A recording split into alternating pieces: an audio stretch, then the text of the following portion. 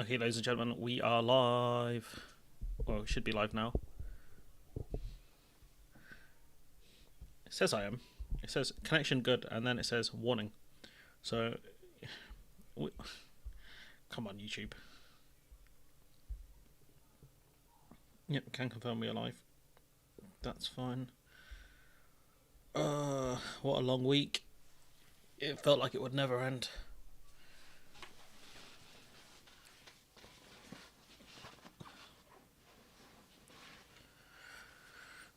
There's so much to discuss. Only 2 actual topics, but just the fallout of one of them is insane. So much. God damn. Yeah, hi, good evening.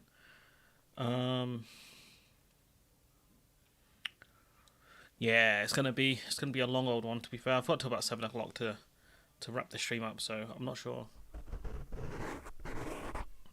How long. I don't think I'll go till 7 o'clock. To be fair, but there is so much here. Honestly, what? So it's a long week. You know, you finish work, you go on Twitter, and then you're like, "What the hell is going on here?" Even today, like, what the hell?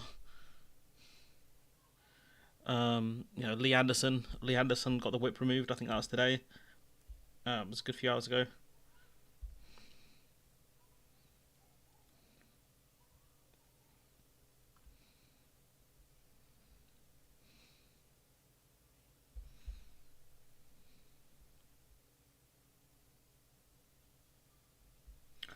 I I don't know what to make of today.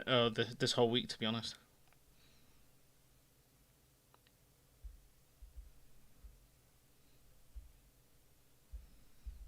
Just wild.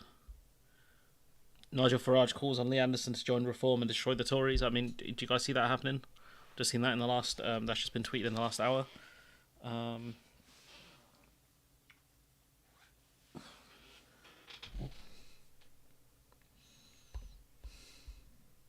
The BBC put out the worst tweet I have seen, and one of the worst headlines I've seen. I wonder if they've actually updated it.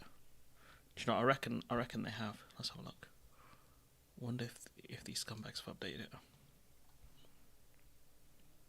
No, they haven't. They haven't. Did they update the tweet? Wonder if they've. Nope, they haven't. Great. Can't wait to get there. The most embarrassing, honestly, genuinely embarrassing. Anderson's been removed from the WhatsApp chat as well, which is kind of jokes. But we'll talk about him towards the end of the stream, I guess, because at least that's something.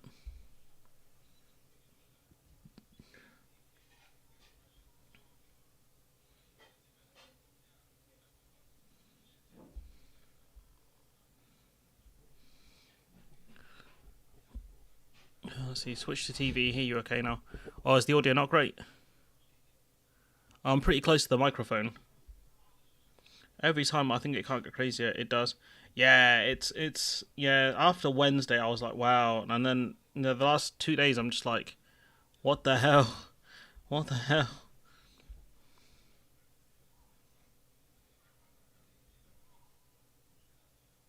Yeah, Conservative sources are actually playing defence now as well. For those Labour supporters claiming the words collective punishment were a reason they couldn't agree, the UK is a high-ranking signatory of the Geneva Convention and has a duty to pursue breaches. That is true. That is true. The only issue is that our court has not decided that. But do you know what? Actually, do you know what? That does remind me. Actually, of something I was meant to look up before the stream. That's a good point, Phil.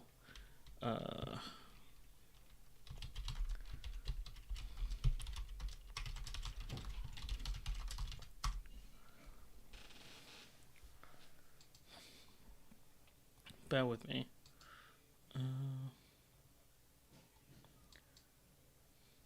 Just trying to find it. There's an article. Oh, it's so old.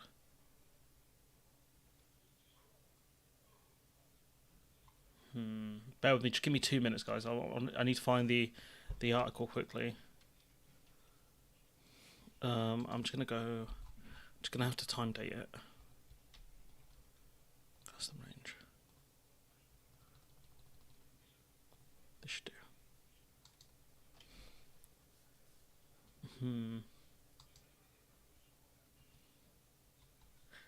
Here it is. Boom, got it.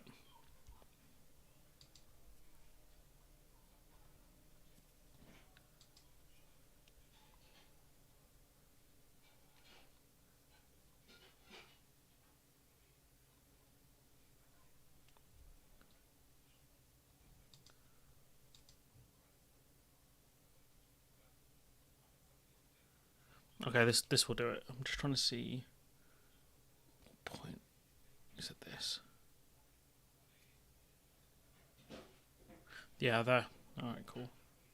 That's gonna slot in here. And we'll discuss that. We'll discuss that in a bit. This is what I needed. Thanks, Phil. This is the thing I actually needed.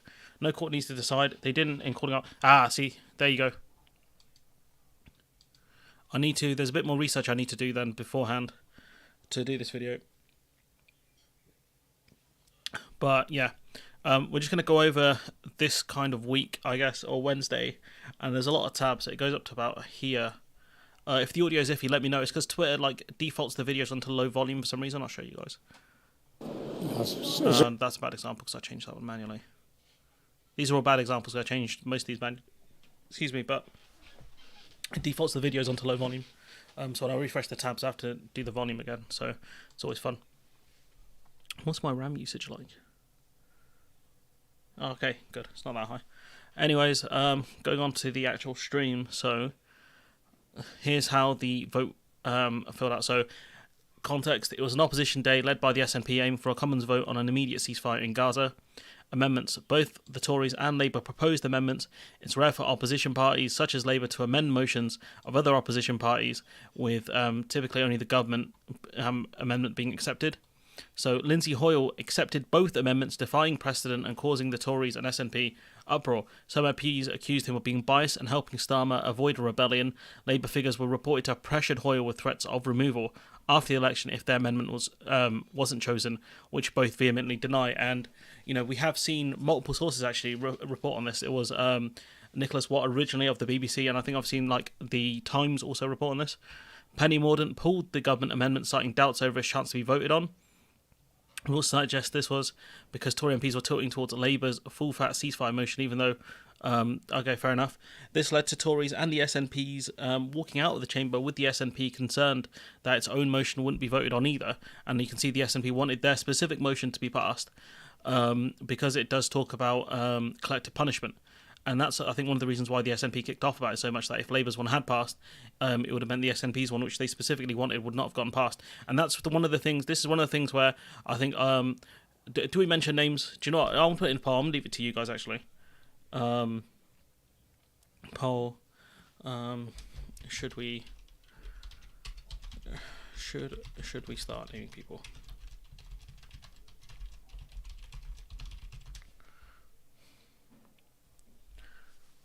There we go. Should we start naming people? Because I've seen some bad takes from people. Starmer has refused to call for a ceasefire until it was politically necessary. Yes, that was literally this week, the Tuesday, that this has happened. So we go on. As a result of Labour's amendment was the only motion remaining and was passed without division, which the Tories obviously tried to play the game here of stopping Labour's motion amendment, which makes sense. They are scumbags. Let's be real here. They're scumbags. If we look at the optics of this, is it more likely the Labour amendment would have passed and made the government look bad? Possibly. But we can always. I'm more than happy to say the Tories play politics. Okay, cool. So we know, based on what the Labour social gang have been saying, they're oh, why are the SNP so unhappy about not getting their motion passed? Or not getting the ceasefire motion passed when the Labour's one did pass. If that's all they wanted, then why didn't they get it when the SNP one specifically talked about collective punishment, which does have legal ramifications, or should do, because that's a loaded term. It's illegal to do collective punishment. Also, the SNP did not walk out. They walked into the division lobby where I swear they walked out. Well, the Times and the BBC have been right-leaning, so I'm sure they could sneak out a backbencher, a senior Labour source. Nah, the thing is, right. Let me put it this way, right? Nicholas Watt is a senior correspondent for the BBC. He is one of the guys that's been there the longest, right? For him, basic journalism is you double source stories. But one of the things is he's not going to ask someone like John McDonnell or someone like that as their source. He's going to look for a decent source within the Labour Party, to say this. It could have even been, there's no way, like, unless we're calling Nicholas Watt a complete scumbag journalist, right? And, his sources... Sources that I made it the fuck up.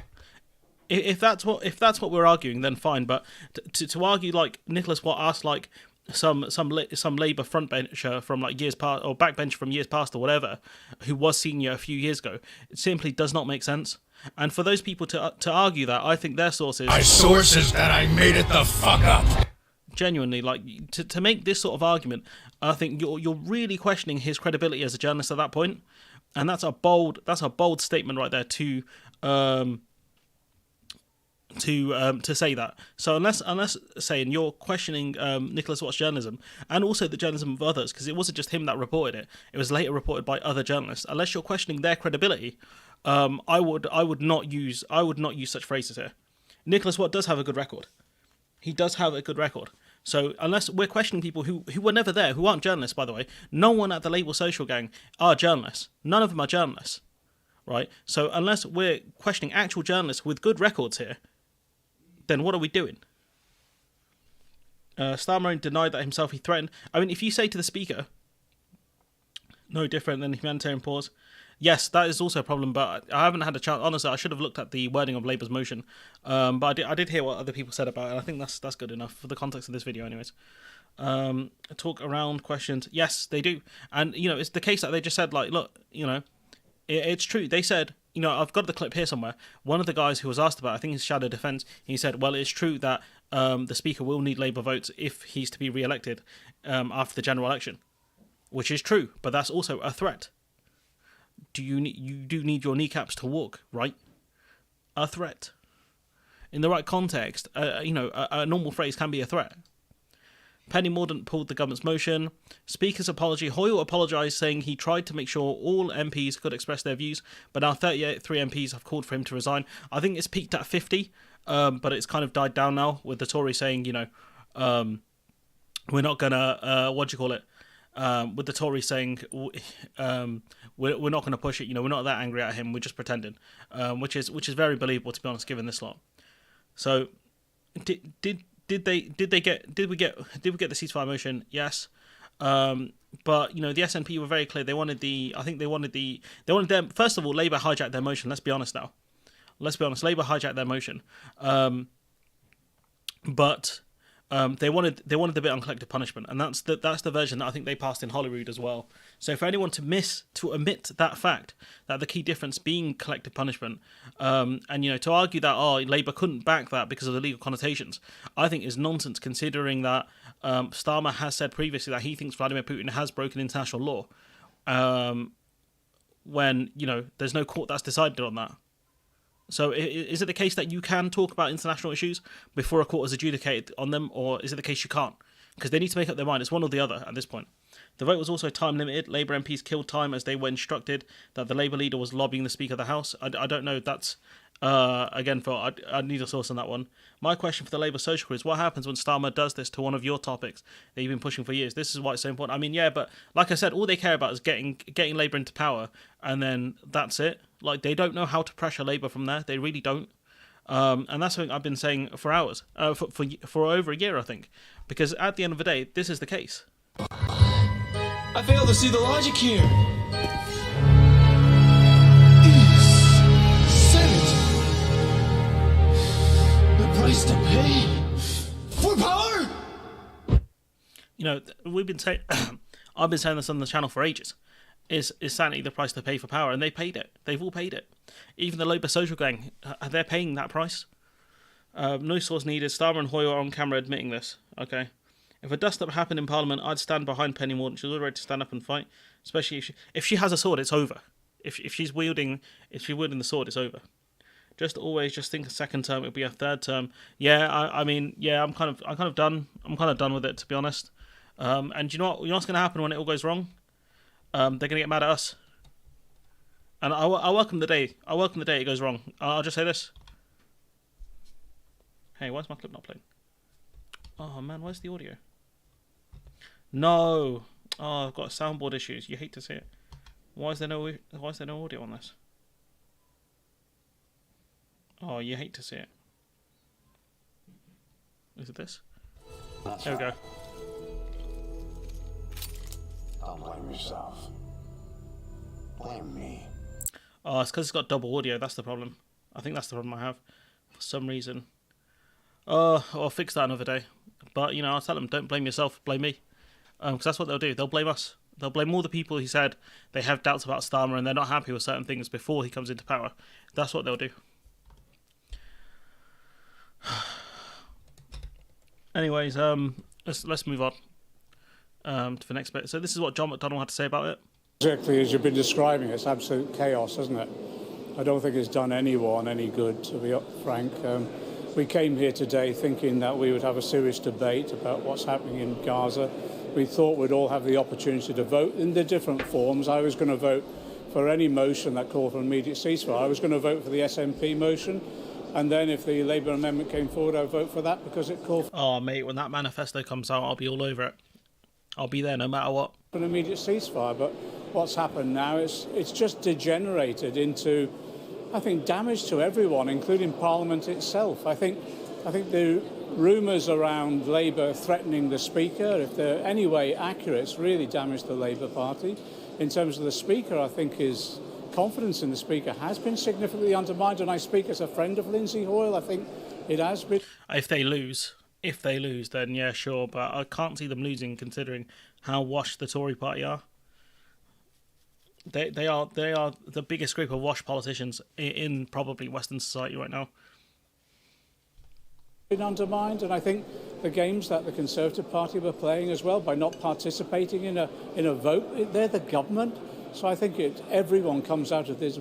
Yeah, I mean, to be fair, you're not wrong. If the Tories had done that, yeah, but they've got their justifications for it. They have their justifications, which is, they wanted the most.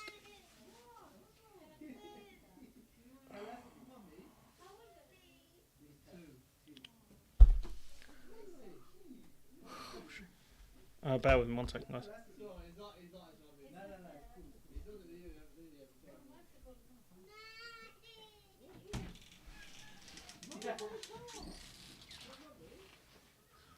Just bear with me 1 second.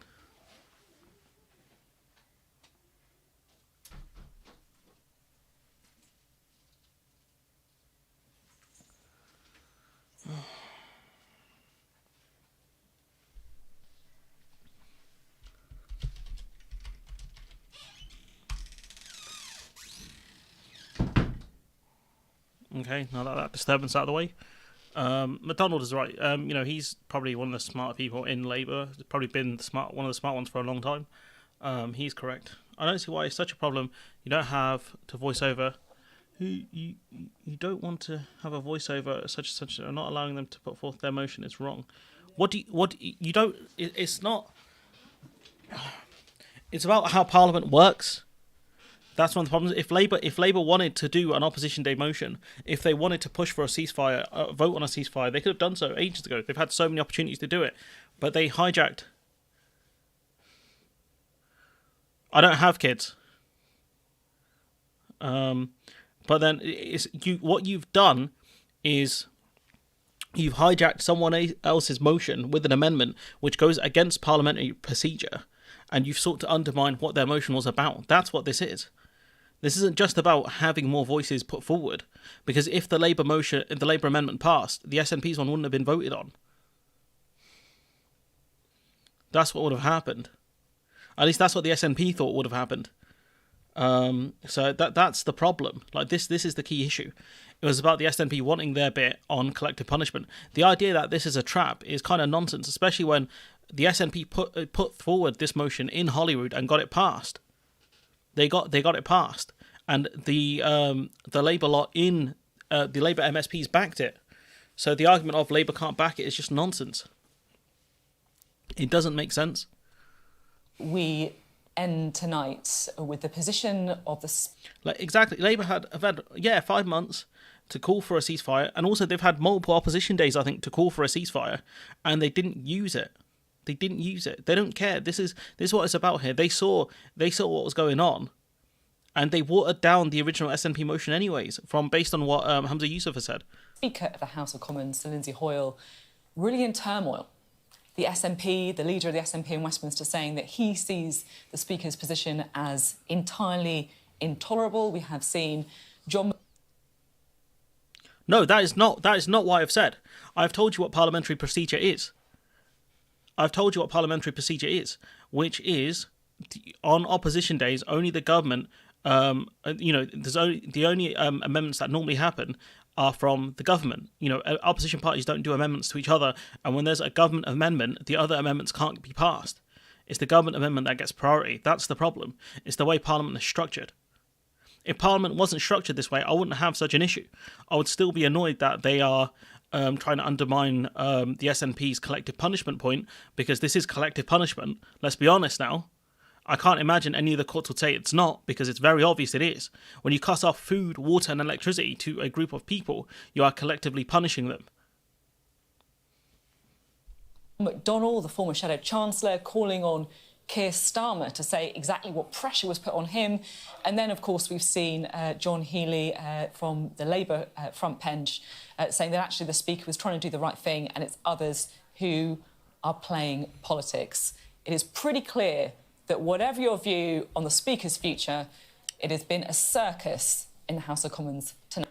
Yeah, I agree with that. It's a complete meltdown. Excuse me. Coughing bad. That's what happens when I eat before I stream. It doesn't end well.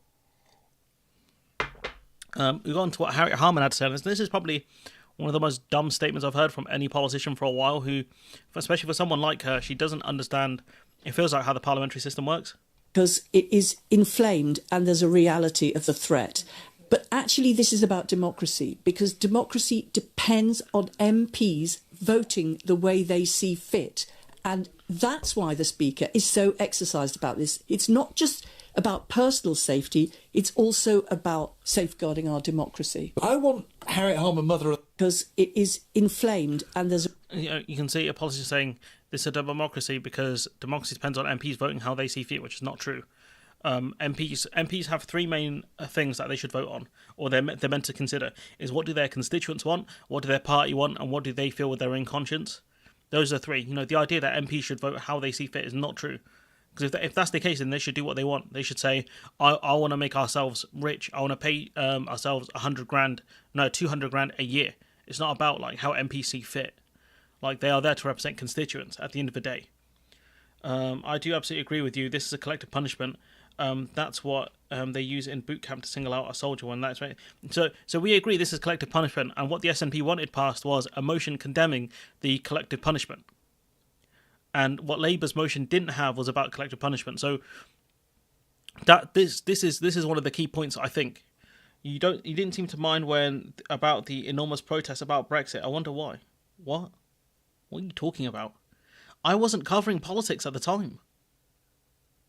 There is no court jurisdiction decision, Joni, as it is not needed under... Someone's going to have to rule if it's a breach of Geneva Convention, though. That's the problem. I think that's what the ICJ is meant to do. Hoyle broke it by hearing Labour's amendment before the SNP, because that's how it works. Amendments are voted on first before the actual motion, because that's the way it makes sense. Yes, there have been many Labour MPs that have condemned Russia's actions, rightfully so. But like you've said, there's no court distinction on it.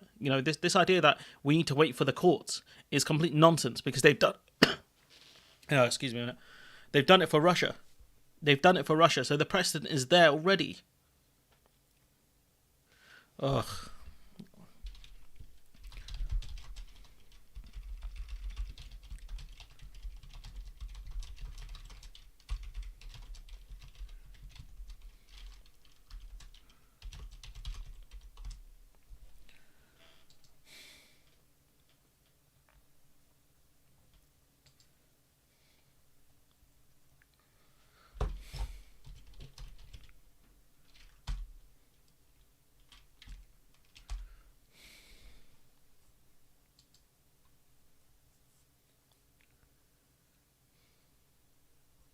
So look, we have here, right, Geneva Convention. we have grave breaches. Not all violations of the treaty are treated equally. The most serious crimes are deemed grave breaches. Legal definitions of war crimes, willful killing, taking of hostages, which we have seen actually. The principle of universal jurisdiction applies to the enforcement of the grave breaches. When the United Nations Security Council asserts its authority and jurisdiction from the UN Charter, the UNSC did this when they established the International Criminal Tribunal for Rwanda and International Criminal Tribunal for Yugoslavia. So I guess we'd have to wait for a tribunal then, or some sort of international thing to decide on it. No court decision is needed at any level. Then who decides what is broken and what isn't then? That's the point. The House of Commons is the highest court in the land. The House of Commons is not a court. Opposition Day motions, convention is that opposition motion taken first, then the government. Is that true? I thought it's the amendments are done first. But anyways, yeah, Harriet Harman being absolutely 100% wrong. You've got Beth Rigby saying that the speaker is probably going to be okay, given the fact that he's undermined confidence in himself, which is true. But by the looks of it, as we made it to the end of the week, I think he's fine. As much as I don't like the guy, John Burke, I would not have stood for that nonsense. Honestly, he would have said deselect me then. We got this from Stephen Flynn. You said it was a stitch up. Oops, that's the speed I normally listen to stuff on. Last night, you seemed to be on the verge of calling him for Lindsay Hoyle to quit. Have you seen him and what happened? Yes, so I sought out the Speaker this morning and I had a meeting with him just a So this was the day after, I believe. This is 22nd. wee while ago, and I've just followed that up with a statement in the chamber there where I've said that Lindsay Hoyle no longer retains the confidence of SNP MPs to continue in his role. I have grave concerns about the decision that was taken yesterday to turn. I think Starr has been referred to the Parliamentary Privileges Committee as well over this. So we'll have to wait and see what happens regarding that. An SNP. Amendments to proposed bills are taken first, but procedures different for... Oh, okay, that's fair enough. That's interesting. Opposition day into a Labour I suppose they're not legally binding, so that makes sense. Opposition day, and from my perspective I have massive, even bigger concerns about the fact that Sir Keir Starmer met with Lindsay Hoyle prior and privately to that decision being made. What did Sir Lindsay Hoyle say to you? You'd said that you wanted a full disclosure about those meetings. He didn't reassure you. What did he say to you? I think it would be unfair for me to talk about a private conversation that I've had with Lindsay Hoyle himself. But all I can say, and I think this is an important point, is that my concerns about... I think he should have told us. I think he should have told us what Hoyle said. Considering, the only thing we've got regarding what Labour said is leaks anyways. The stitch-up yesterday remain. The reality is that Lindsay Hoyle met with Sir Keir Starmer and the Labour Chief Whip, House of Commons, the highest court in the land, as there's jurisdiction over every other court in the UK, including Supreme Court. It's not classed as a court though. That's the problem. I don't think that's even true because the Supreme Court can overrule decisions that the House of Commons makes. So the House of Commons is not a court. This is the clip I was talking about earlier. John Healey talking about there was no threats made to the Speaker. The Speaker was a man who commanded...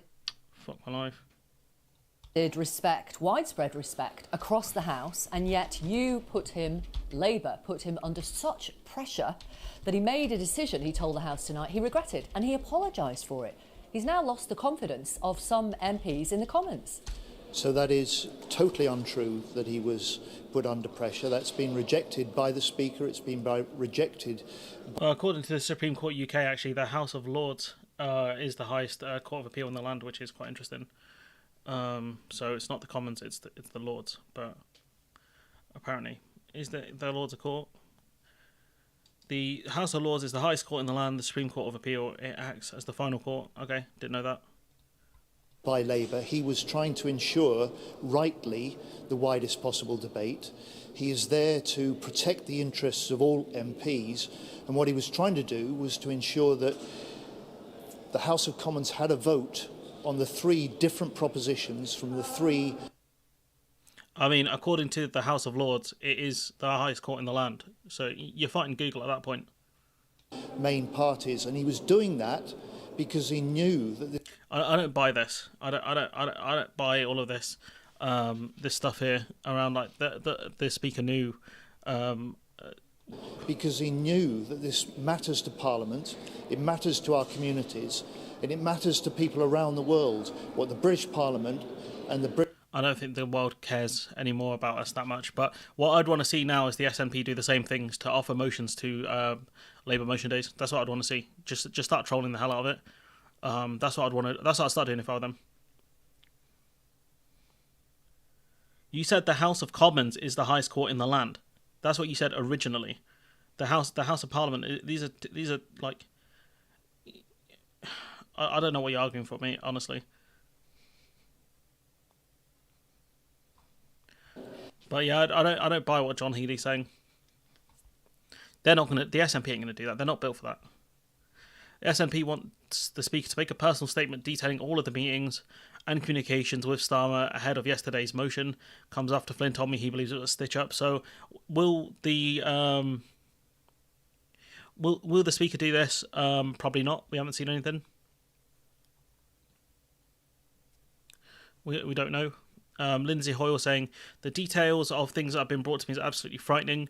He's talking about the security concerns around MPs, which again, like, I just think to do it in the way that to deal with this situation in the way he dealt with it, I think was completely wrong.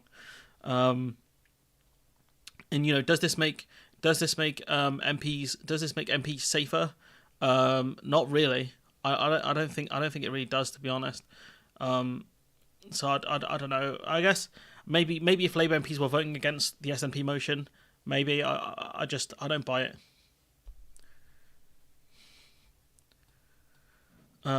We keep going. This stuff. I mean, I think when you do stuff like this, you kind of fall into what Lindsay Hoyle was saying about security concerns and things like heckling a Labour MP who's on her own. I just don't think that's a good look, especially at night. Shame on you! Shame on you! You can't hide! You support genocide! Annalise Dodds, you can't hide! You support genocide! Annalise Dodds, you can't hide! You support... I just don't think it's a good look, to be honest with you. I mean, she's got police escort with her as well. Clearly, there are big security concerns. At least it rhymes. I'll give you that, but I don't think it's a good look. Heckling a Labour MP who's, well, I guess she's not on her own, she's with a police escort, but I don't think this is it, especially at night. I just don't think it's great. For some reason, she's there on her own, and then the police escort catch up to her. Like, why are they so far behind? Don't make sense. Unless they saw what was happening, but I don't know, it's a bit weird, this scene, to be honest. I just don't think it's a great look, to be honest. I don't know. This, for me, it's not it, and I did argue a little bit with someone on Twitter over it, like a little bit, but for me, this ain't it. For me, this ain't it. We go on. This is Dr. Hussam Zomlot, the ambassador to the UK. Where do you think the parties stand in regard to Palestine? It's not confusing, it's disgraceful. Disgraceful. It's very disgraceful that And all of this stuff here about parliamentary procedure and all of the kind of the politics and the optics of it, it really, in some ways, it shouldn't matter compared to what's actually going on the ground. Today we see the British politics at its worst. Politicians are trying to save themselves rather than saving an entire nation from genocide. After 136 days, after all the reports you have received, after the ICJ ruling that now Israel is officially on trial for genocide, and then even a call for ceasefire has become such divisive motions, we really see a lot of politicking here rather than principled position, and this is very, very regrettable. We shall not forget this. Our people will not forget those who stood by while genocide is being carried away, and you will see the British people tonight in front of Westminster, because that is where we get the inspiration and the power from, not from the political establishment so far. Who do you think stood by?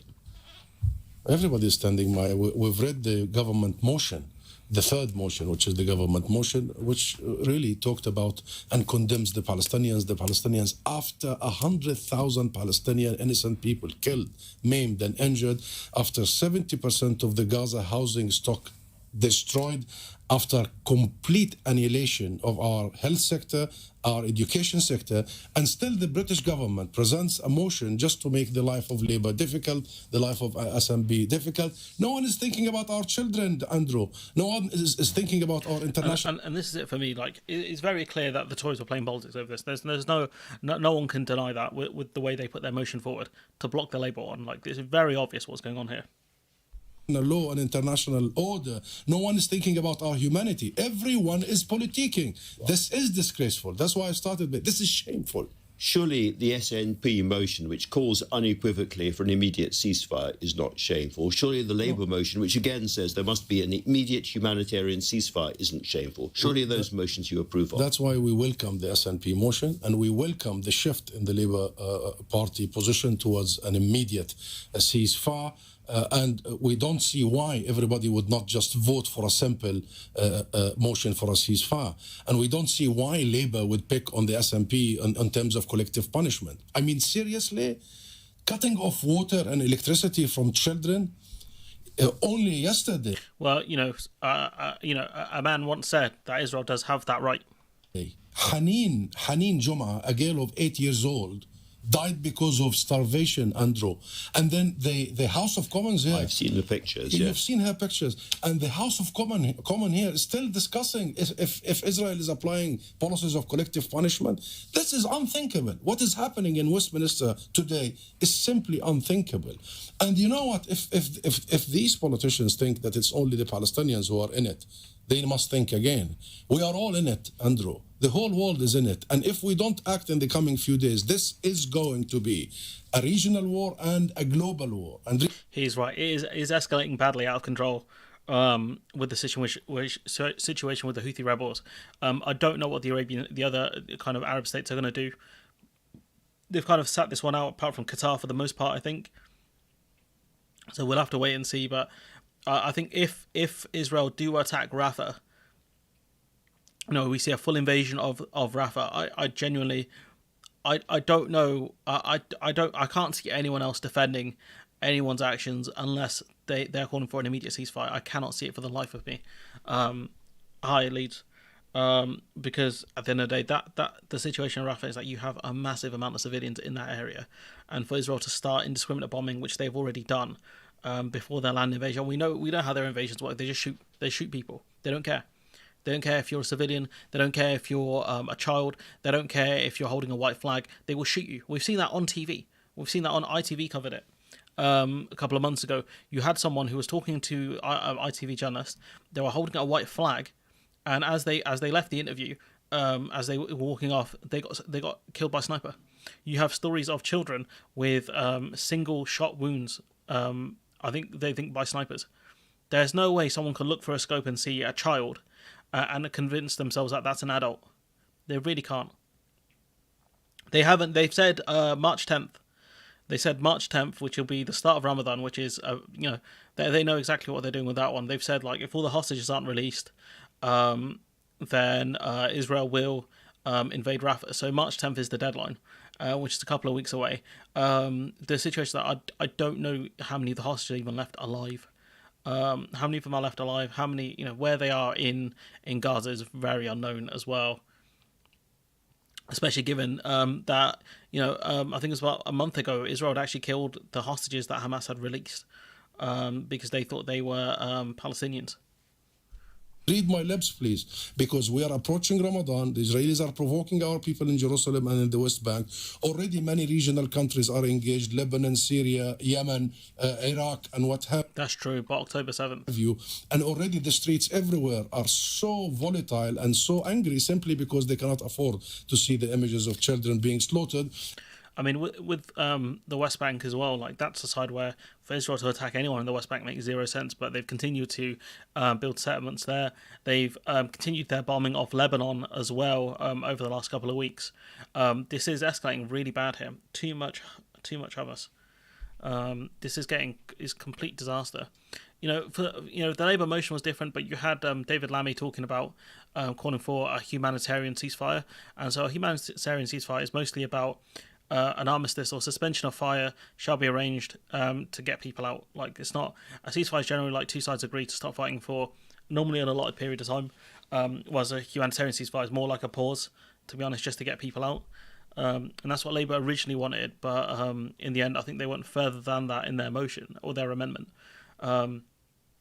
And this is it, really. Labour claimed the SNP deliberately spiked their motion by including criticism of collective punishment, yet the term included in the motion passed at Labour conference in Glasgow last weekend. So, to pass that at conference makes zero sense, saying that there is no justification for targeting of civilians, the taking of hostages, and the loss of innocent life. This is the conference Starmer was at, by the way, supports Israel's right to protect its citizens in line with international law, affirms that Hamas remaining in Gaza is not tenable, and agrees there is no justification for the collective punishment of 2.2 million citizens in Gaza. Conference also acknowledges the importance of preventing an escalation of conflict in the region. What's this? Okay. So this was passed at conference. So for Labour to argue that they can't back this is nonsense. The Lords are our elders. You know what that means. Don't care for old people, or in that sense. The 100th Palestinian child since October 7th was killed in the West Bank by the IDF on Thursday. And like I said, there's no justification for them being there. There's none. This from Anna Sawa, signalling Labour's support for the motion. He said, this was before I think the vote actually happened. What's the date? 17th of February. So this would have been before the Wednesday vote. Saying, I would suggest that there's probably no distance at all with repeated calls from the shadow Foreign Secretary Lamy in recent days that he wants the fighting to stop. I know our whips have been in contact with the SNP whips to have a discussion about how we can unify around a motion and back a ceasefire. Shown the wording of the SNP motion. So this was before Wednesday, when Phil said, the SNP waited to the last minute. Did they? Because evidently this was out days. I couldn't find anything to say that the motion was out on the Wednesday when the SNP said it was. Probably because I couldn't find where it was. But that their motion did come out days before, and this is Anna Sawar confirming that. He was shown the SNP motion. Sawar said it seemed perfectly reasonable, but we need to see the motion that's tabled. We all want to see the same thing. So okay, fair enough. I misread it. See, I know whips. Shown the motion. Showing the wording of the motion, it seems perfectly reasonable.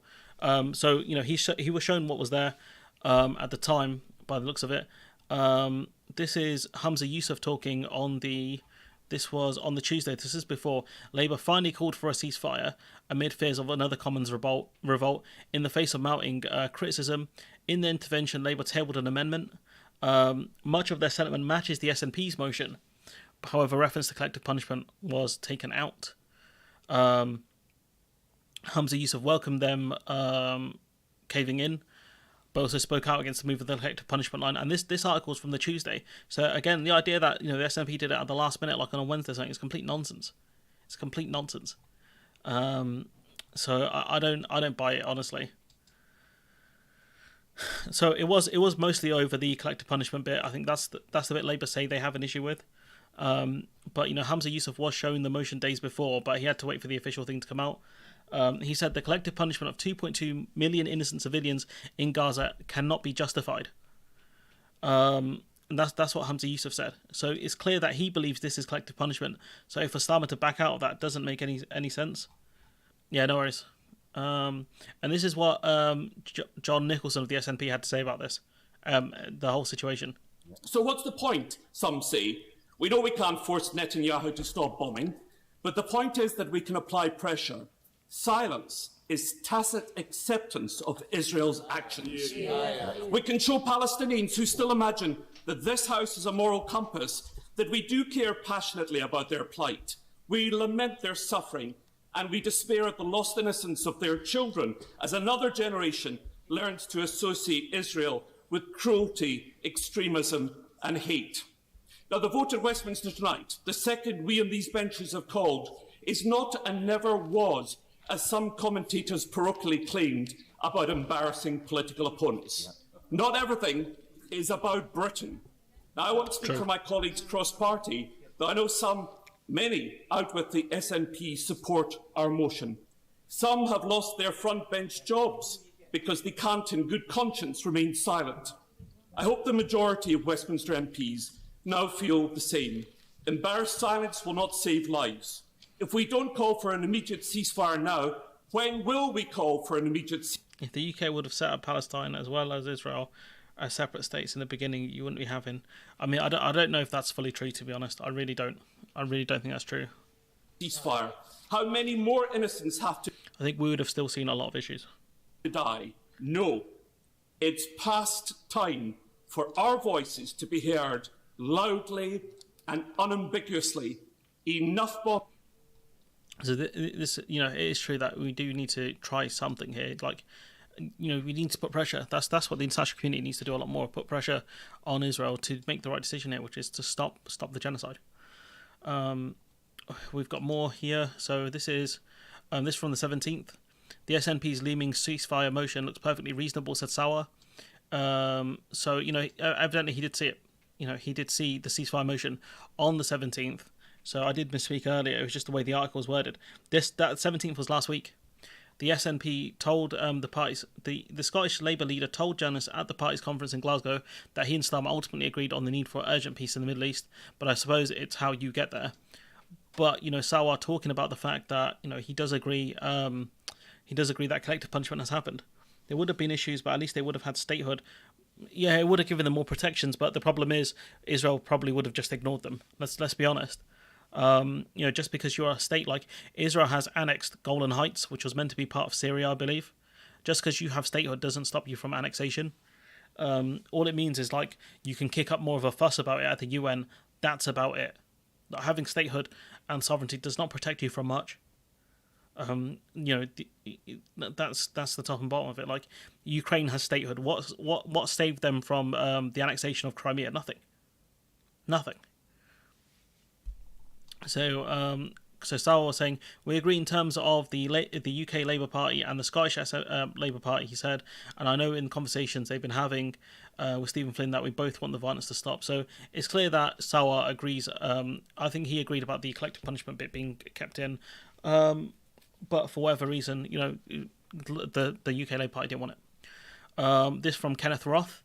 Saying that they're citing the UN here, any transfer of weapons or ammunition to Israel that would be used in Gaza is likely to violate international humanitarian law and must cease immediately, UN experts have warned, which is true because, again, like, if you're supplying weapons to this, you are involved in this explicitly.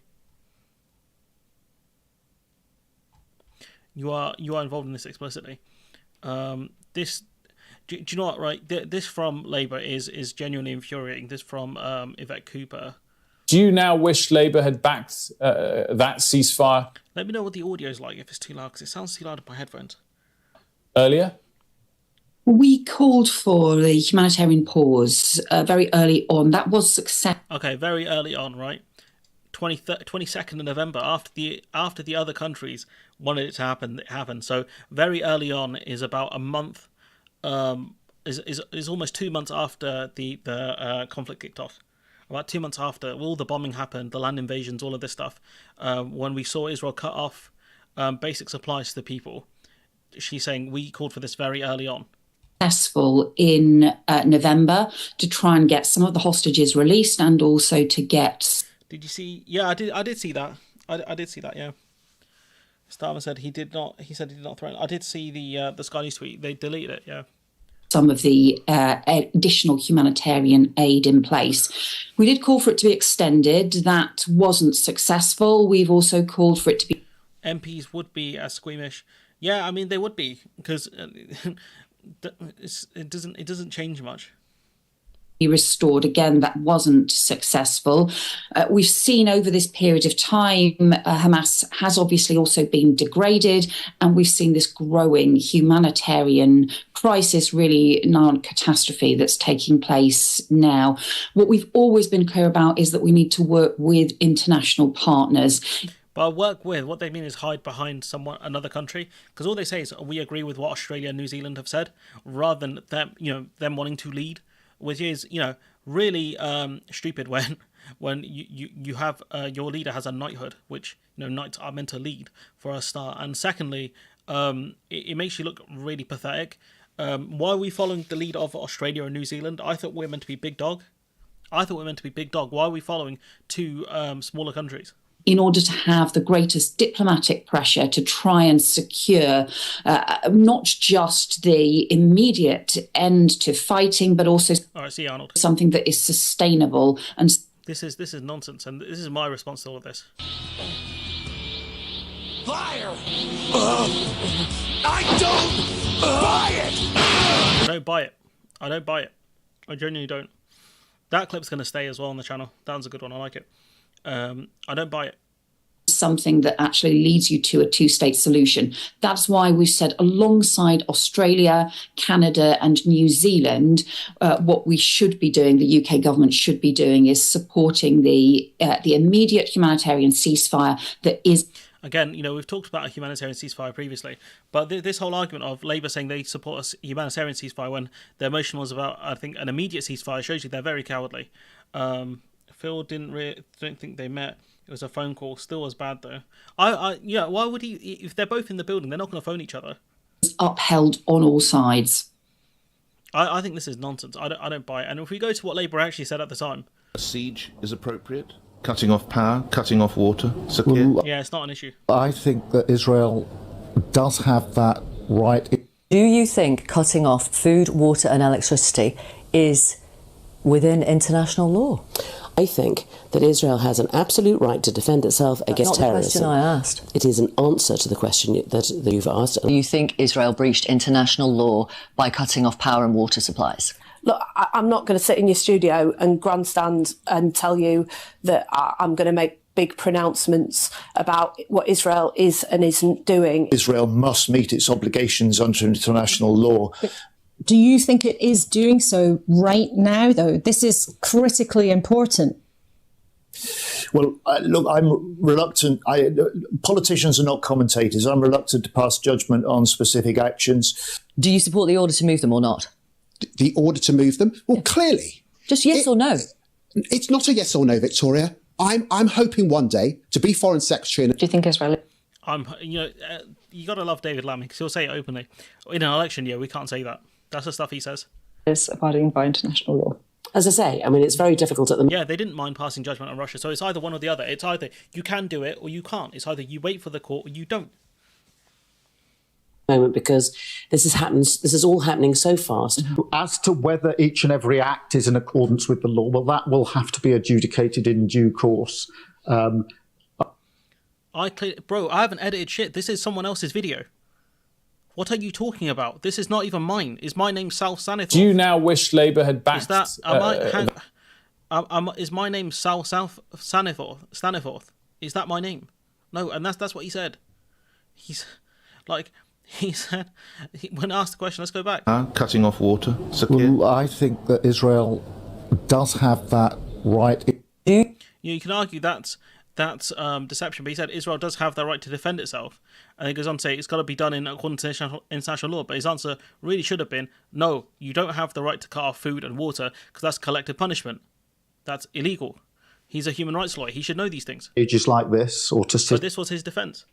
In television studios and pronounce day by day which acts may or may not. This argument of why did I cut off the clip? I clearly edited. First of all clips are edited.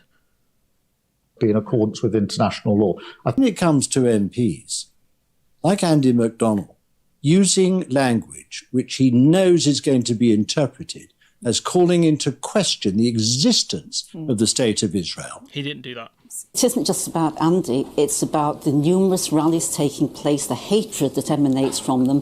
The ceasefire is not for now the correct approach. I don't think a ceasefire is appropriate. Sorry, people are calling for a ceasefire. We are calling... Yeah, just because he's a Phil member doesn't mean anything. I mean, Phil, you're also a member of Phil's channel. It's edited. Okay, it's edited. Sure. What was Starmer saying here then? Because you obviously know it's edited, so you must know the full context, right? Please enlighten the rest of the class, because I've already just said what the context of that clip was. So, can you enlighten us what the rest of what he was saying is? What is the defense? What is the defense that you're coming up with here? Go on, saying, please enlighten us. What is the defense you are making here of Starmer's statement? Because if you're arguing it's been edited, fine, which is true. All clips are edited, but please tell us what he said here to justify this statement. What did he say here that is not in this clip? He should have been allowed to speak for his entire sentence, for Christ's sake. What was the rest of his sentence? What was the rest of it? Because I can tell you. Let's find the video, right? Let's see if I can find this. Let's see if it's any better, right? Slama, Nick Ferrari.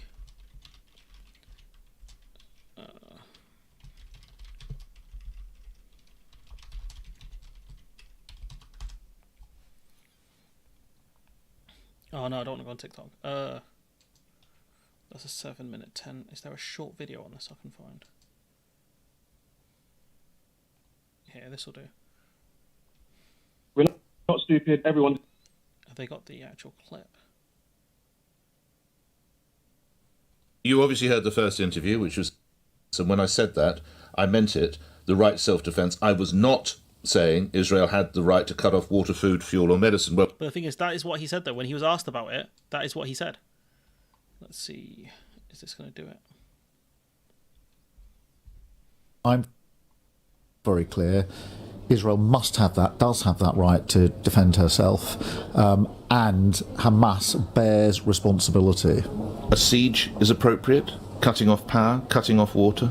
Well, I think that Israel does have that right. It is an ongoing situation. Obviously, everything should be done within international law, but I don't want to step away from the sort of... So that's it. Look, so he was asked about it. Let's go back. Is appropriate? Cutting off power, cutting off water? Well, I think that Israel... Please tell me, what's the defence here? What's the defence that you... Oops, touched the mic. What is the defence here? Does have that right. It is an ongoing situation. Obviously, everything should be done within international law. But obviously, cutting off food and water, you can't do that according to international law. It's collective punishment. So again, I'm going to ask you again, saying, right? Please, I'm going to play this again, right? Please tell me what is wrong with this clip. What is wrong with it? What is the lack of context there? There's responsibility. I'll put it up. The volume is maxed out if it's too quiet for anyone. A siege is appropriate? Cutting off power, cutting off water?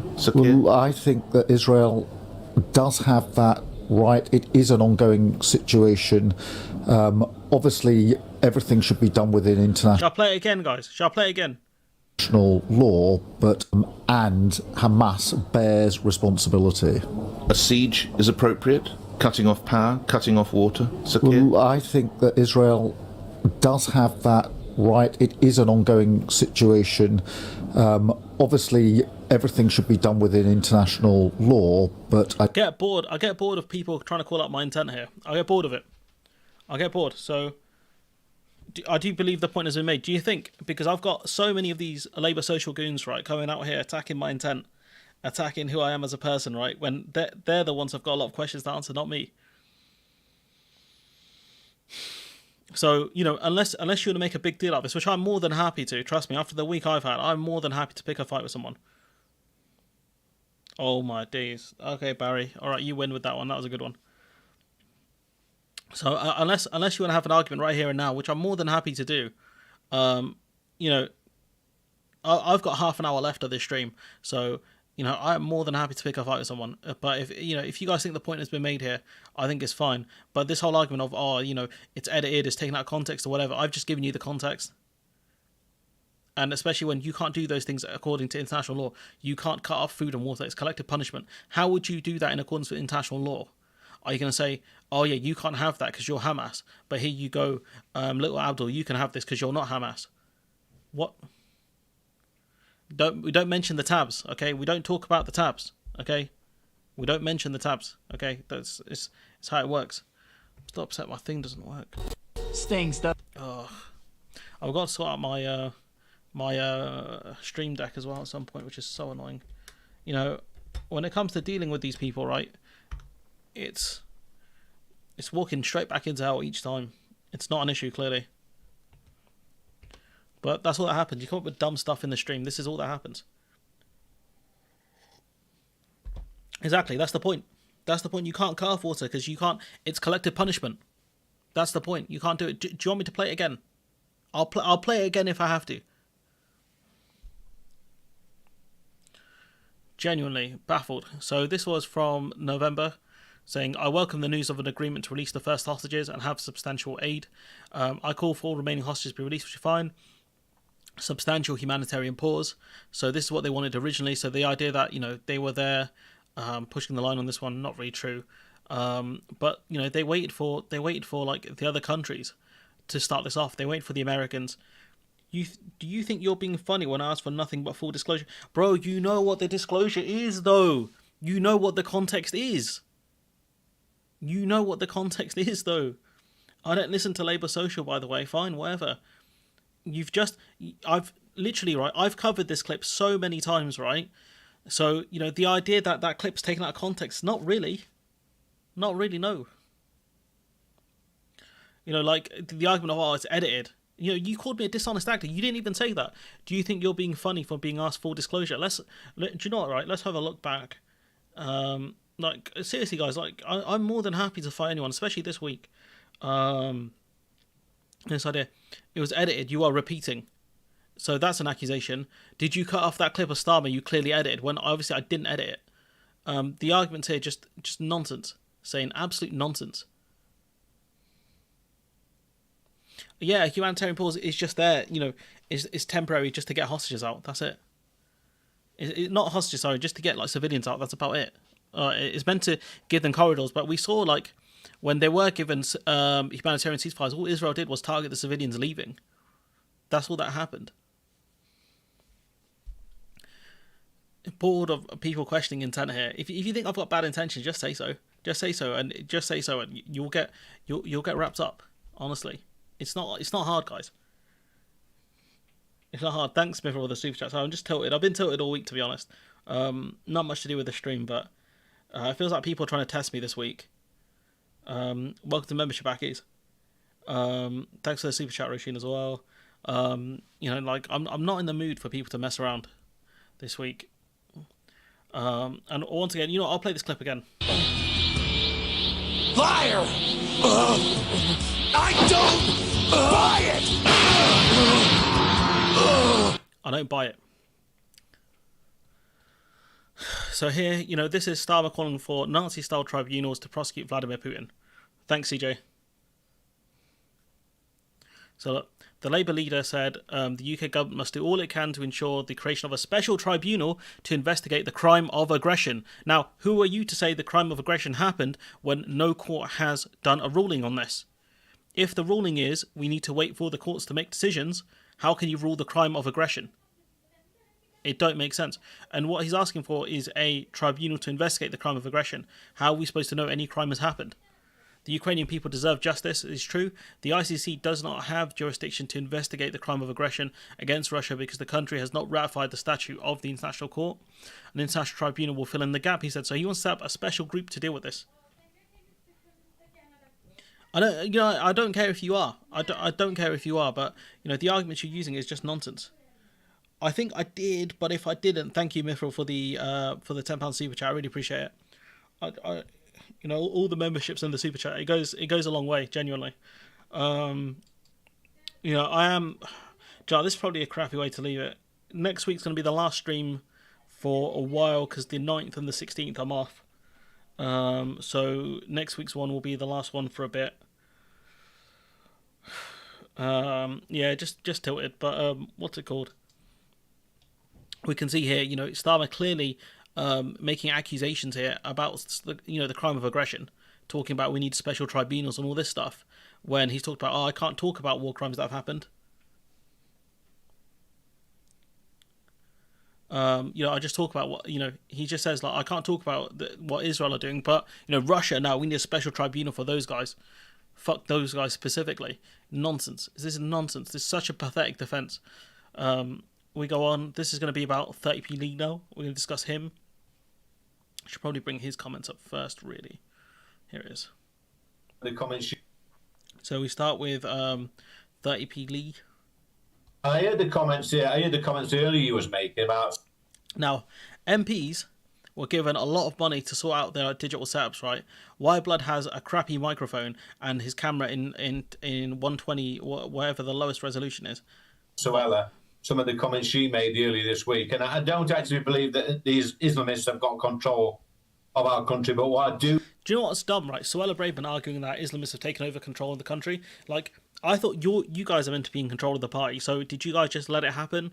Or were you puppets from the start then if you're going to make such a dumb argument? It don't make sense. believe is they've got control of Khan and they've got control of London. And again, this stems with Khan. So if they have control of London, that means they have control over the Met Police as well. So how are you guys safe in London then? Actually given our capital city away to his mates. We've got stop, beware. Because if you let Labour in through the back door, expect more of this.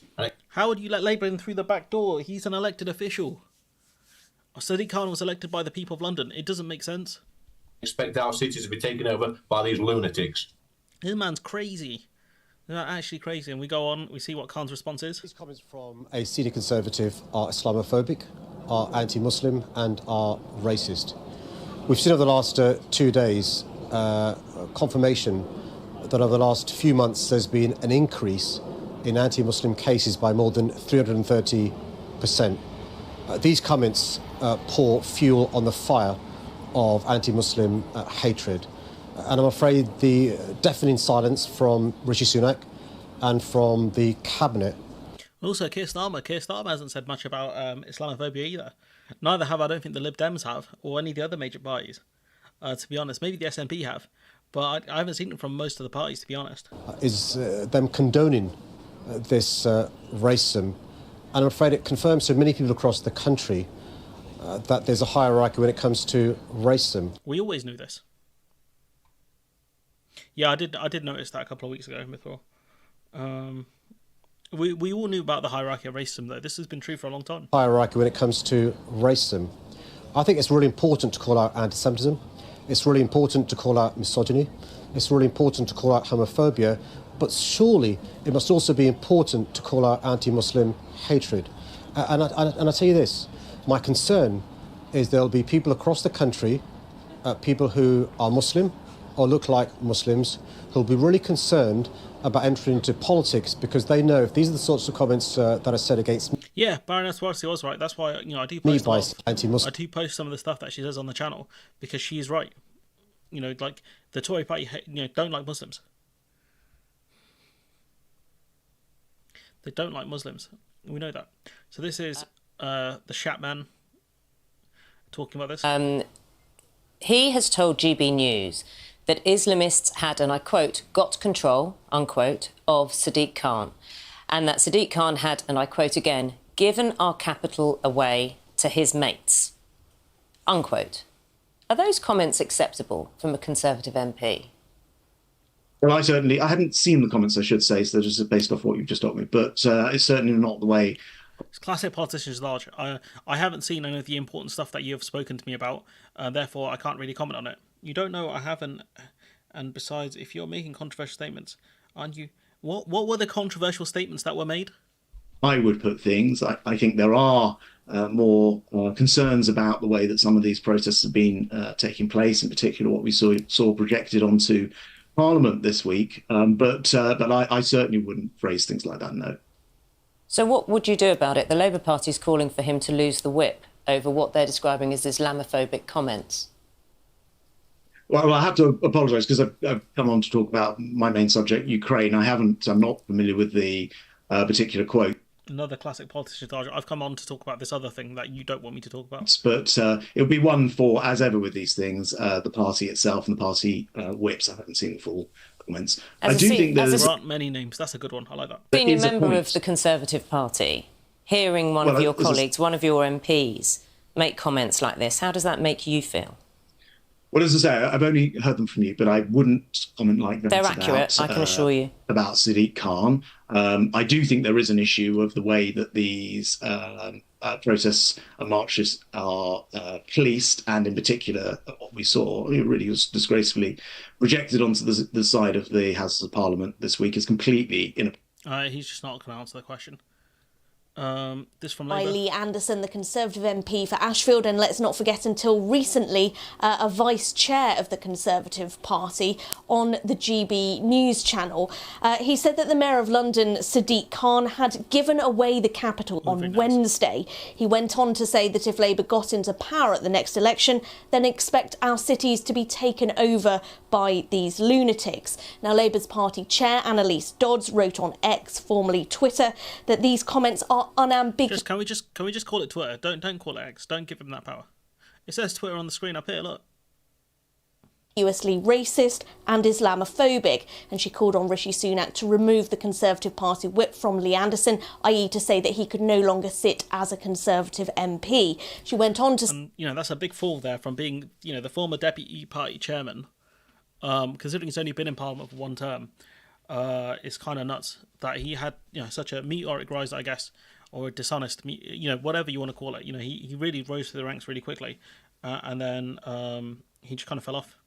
Say that if the Prime Minister is too weak to do that, then people will draw their own conclusions about the modern Conservative Party.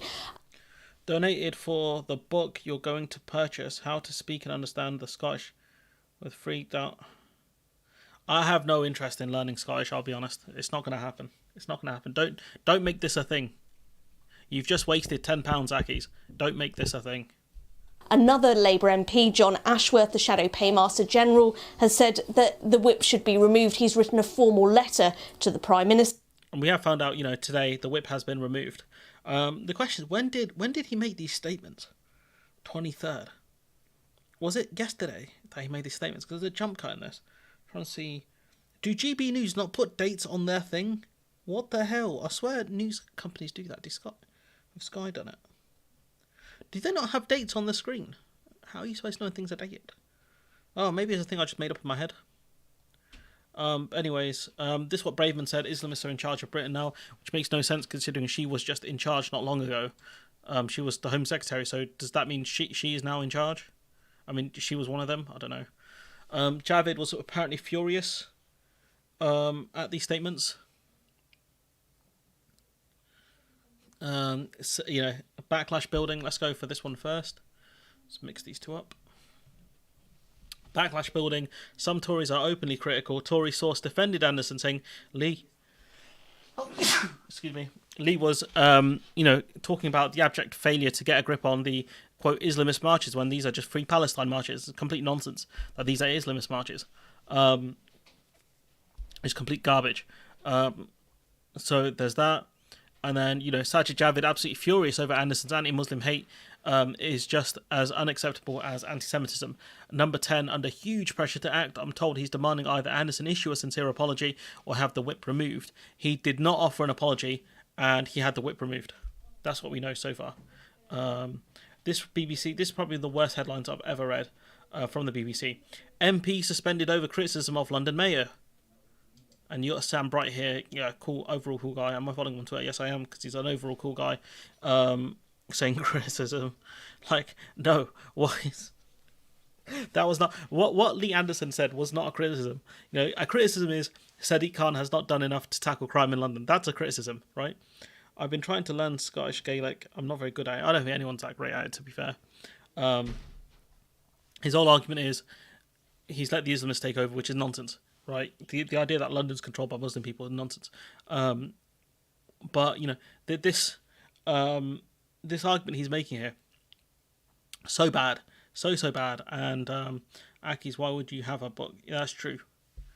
What's it called? So this is not a criticism. This is just it's a defamatory statement, in my opinion. What Anderson said, and when we go into the actual article, it goes MP suspended from Tory party made over comments over London mayor, like this is this is complete garbage. It takes them 3 sentences to get to the whole point of it, which is he was suspended.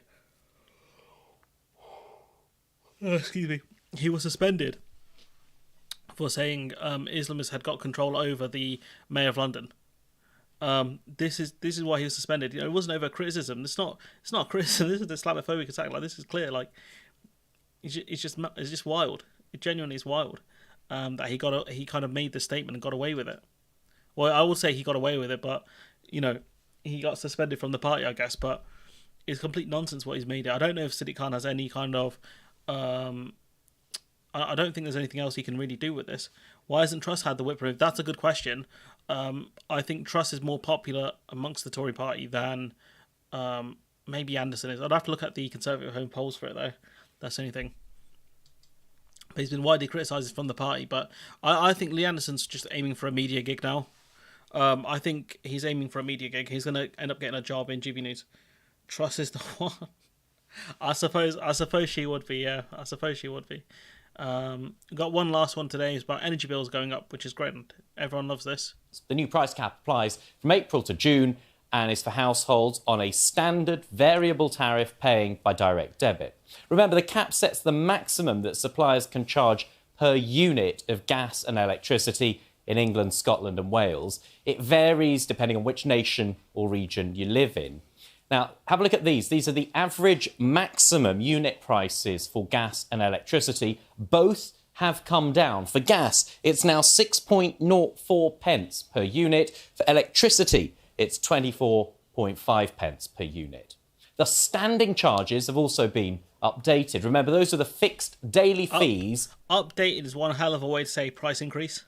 To cover the cost of supplying energy to your home, and they apply regardless of how much or how little energy you use. The standard charge thing is complete garbage as well. Again, they vary depending on where in the country you live, but the average standing charge for electricity in Britain has gone up by 7 pence to just over 60 pence per day, and the average gas standing charge has gone up by 2 pence to almost 31.5 pence per day. So yeah, this stuff here is complete nonsense. Like they've put the prices up. Well, let's go. If we go into the actual, the new price cap. Oops. If we go into the actual thing, right? So typical energy bill to fall. Oh, sorry, it's going down actually. It's going down. I thought it was going up. He was not very clear. It sounded like it was going up. Wow, what an idiot I am. Will drop. Oh, okay. I thought it was going up, reducing the typical bill. Right, I completely misread that one. Yeah, the price cap thing is just an upper limit, so it's just whatever the maximum they can charge. Energy bills are actually coming down. That's surprising. £20 a month. Wow. Considering how much they've gone up by. Wow. I suppose it will help people there. Why am I down? Because he called you a moderator, that's why. It was a funny bit that I chose to do. So that's my bad, guys. Sorry, is the price actually coming down? Wow, surprising. Normally I just put these up and just read them properly later, but I guess I just haven't had time to do that today. So yeah, brain's just melted, I think, this week. Just so much going on. That's my bad. That's misinformation on my part, so I apologise for that. I'm trying to see if there's anything else interesting I can bring you guys. I've got like 9 minutes left of the stream. Estonian PM urges NATO to bolster support for Ukraine. Is this the most... Yeah, do you know what? Has there been anything else happening in Rochdale? Anything else?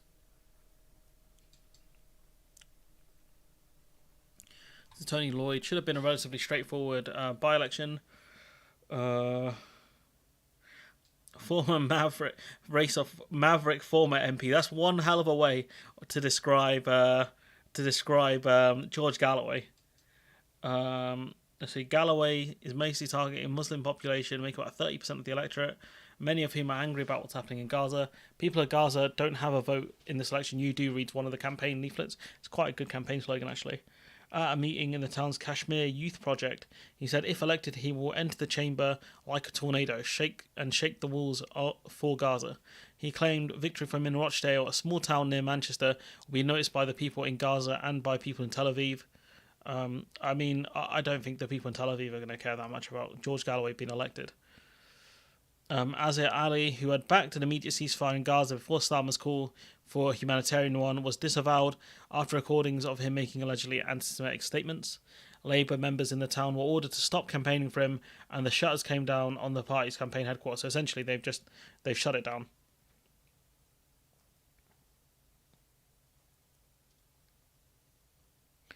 You guys are being mean. You guys are being mean to the moderator. Are you sure you want to do that? That's a bold strategy.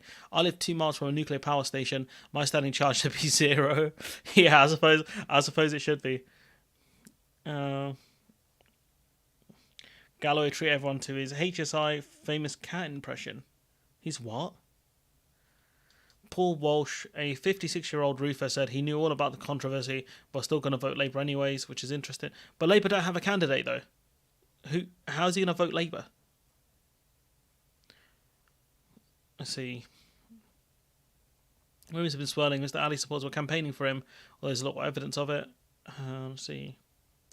In his statement, he said he'd been a Labour supporter for more than 30 years and had Labour values. He added that he was campaigning, standing to be Rochdale's MP, and that Tony Lloyd was a friend. I mean, it's a bit dodgy using the work of, using someone who's passed away here, especially given what he said, given what Ali said. Is there anything else that's interesting here? Yeah, actually, listen, see. Many young Muslim voters have been... Is this about Galloway? Galloway is eager to be seen as not just a single issue campaigners promising to make Rochdale great again. When was Rochdale great? What's this? Marga? Like what the hell? What we need to stop doing this. Stop making things great again. Stop doing it. He's calling for local hospitals' maternity ward to be reopened. Has even promised to help save local football clubs. How's he going to do that? How's he going to reopen the maternity ward and help Rochdale AFC? How's he going to achieve these things? Galloway has multiple issues, but he probably shouldn't be campaigning on all. That's a good one.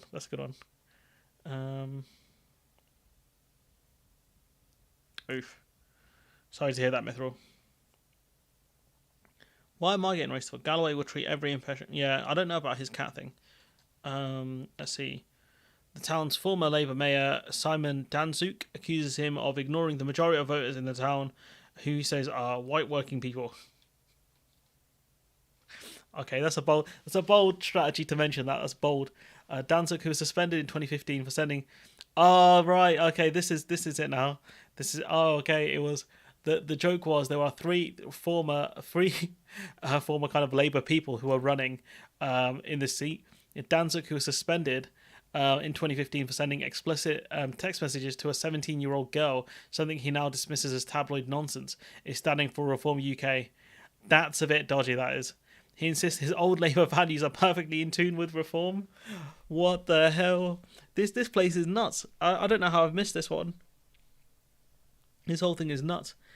Danzuk says he and Mr. Galloway, both former Labour MPs, have shared platforms in the past, but those days are long gone, from friends to rivals. Being called a chancellor by Danzuk is a bit like being told to stand up straight by the hunchback. I mean, Galloway's trying to flame him, I guess. I mean, this is probably going to be the worst by-election in the history of the game. Let's be honest. Has anyone actually got any redeeming qualities? Was that for Lee? What? No, this is for what's his face? Galloway. So let's see. He's going to vote Conservative. Roy Smethurst. I wonder why he's doing that. We are not going to influence what happens in the Middle East, according to this geezer. It's just not going to happen. I mean, that's not really true either. We do have some influence, not a ton, not anymore. The Greens are campaigning for independent candidate Mark Coleman, a retired vicar and Just Stop Oil activist. Okay, this guy sounds right. I think the one the Green put up, the Green candidate originally, he wasn't great. He faces a court appearance on Tuesday. What the hell is this? What the hell is going on here? You got the Labour candidate. He's been deselected for allegedly anti-Semitic comments. The Reform UK guy sent explicit messages to a 17-year-old girl. Let's see, who else is there? You've got George Galloway. Enough said. You've got this geezer. You got the geezer who is the Green person. I think he was taken down for certain comments that he made. He was deselected by the Greens. Now the Greens are campaigning for Mark Coleman, a retired vicar who seems like an overall good guy, potentially. And then he's got a court appearance. He's got a court appearance for protesting. I'm finished. I'll cover this in a video. I'm finished. Thanks, Stu. Dad was a vicar and a communist. He was arrested in the 50s on one of the older Maidstone marches. He was pretty cool. This is actually wild, you know. This is like... This is like random selection would have given you better candidates. You could have picked 5 or 6 random people in Rochdale, right, and they've done a better job of this. This is nuts. So you have 11 candidates standing in the by-election. You got local businessman David Tully and Michael Howarth. Neither have any political experience, but both say they feel compelled to make a stand. Akub Nazir, who runs a youth project, Aspire to Inspire, says the rise of independent candidates and the number of people getting involved in projects across the town is a positive sign. There is a massive demand for someone locally to stand up who is actually going to care for Rochdale. I don't like to say it, but it's one of the most deprived areas in the United Kingdom. So who is actually going to be on the ground, doing work on the ground in Rochdale, which is a good point. But this is wild. Like, I've got a minute left. Let's recap on this, right? Let's recap. So we have right. Let's start this again. Do you know what? Let's Google this, right? Let's Google this. Let's make our lives easier. Rochdale by-election candidates. Let's have a look. Have we got a list? Let's go on the Wikipedia list, right? So is there Azhar Ali, no longer part of Labour because of his comments. So this geezer here.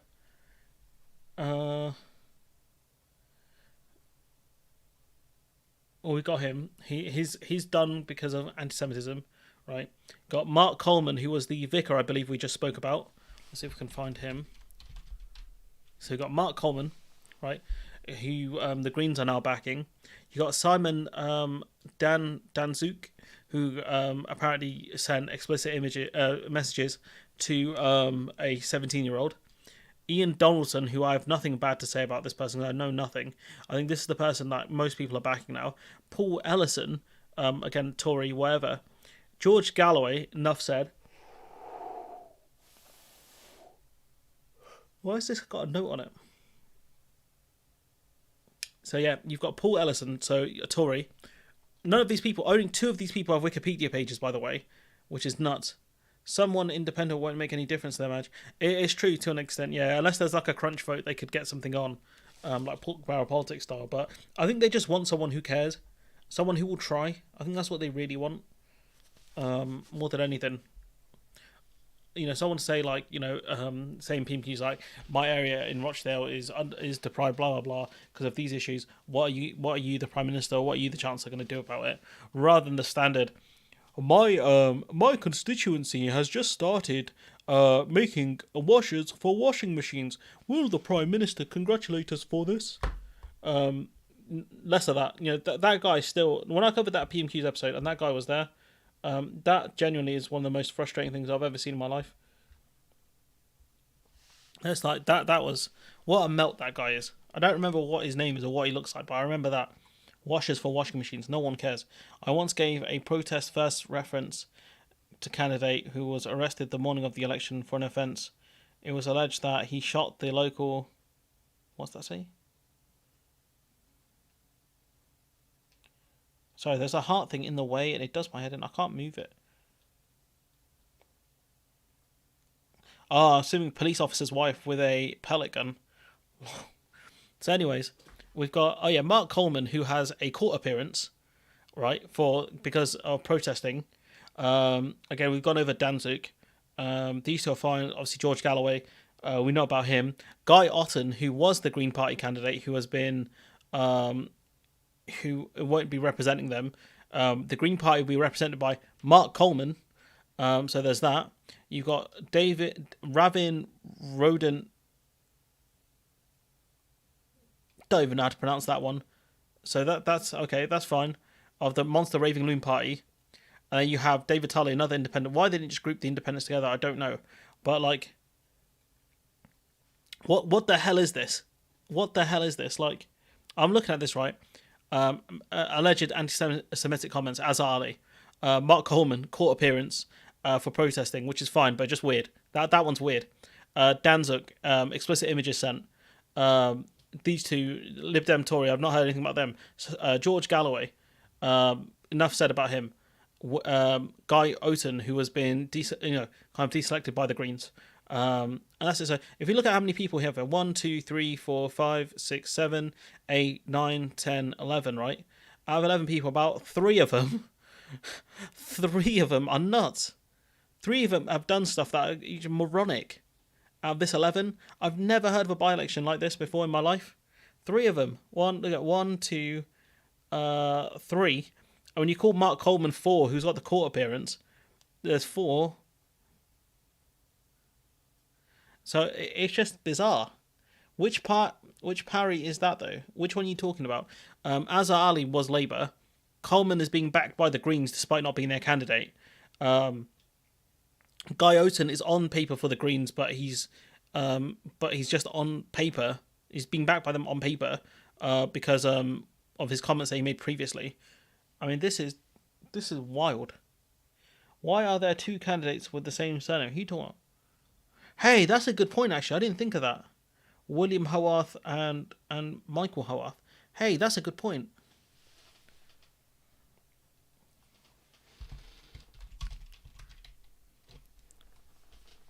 I think it's a typo. So we got... Hey, what's going on with that? Something is an issue at the ballot with William Howarth standing as the Parents Against Screaming UK. That's fair enough. That's fair enough. I miss screaming, Lord Such. What? The Exterminate Party do not have a candidate. So for some reason we have 2 Howarth people. I listened to your stream because I like to get information from both sides. I apologize for accusing you of making an edit. Maybe I should have stated it differently. If you accuse people of making edits, it sounds like I've been very deceptive. If you ask for context, that's fine. But like, yeah, no, it's a bit accusatory. If you don't know what the full context was, that's fine. But like, I think most people do, to be honest. Anyways, yeah, how is Howarth on here twice? If I Google it, let's see what comes up. William Howarth. Rochdale Online. Both Rochdale, let's see. No, he's not going to come up. Let's check the other one out.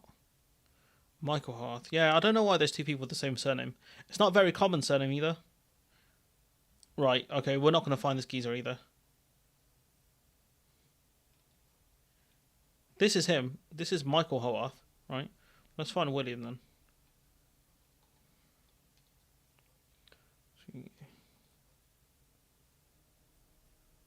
Huh.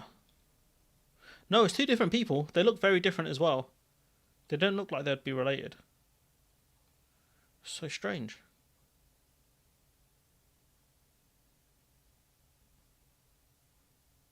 Looks like he's running to support Boomers.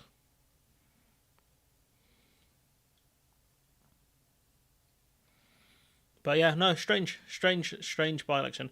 I will cover this. I will do a video on this because it's worth it. Of course, he's wearing a flag. All right, we don't know what his beliefs are. All right, we'll leave the brother be. And if he's elected, then I'll do a detailed review of what he believes. Do you know what? I need to bring back up that list really. Let's get that list back up. Let's get the list back up so I can go over the list in a video. I'll cover this separately. When is the by-election? Does anyone know when the by-election is? It's soon, isn't it?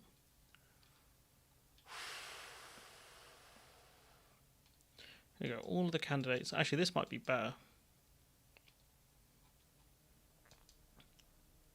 So Tony died on January the 17th, right? Oh yeah, this is way better actually.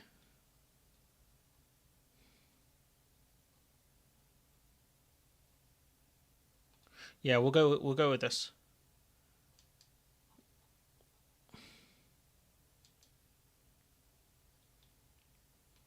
Blood stood as an independent, got 1.8% of the vote. That's jokes.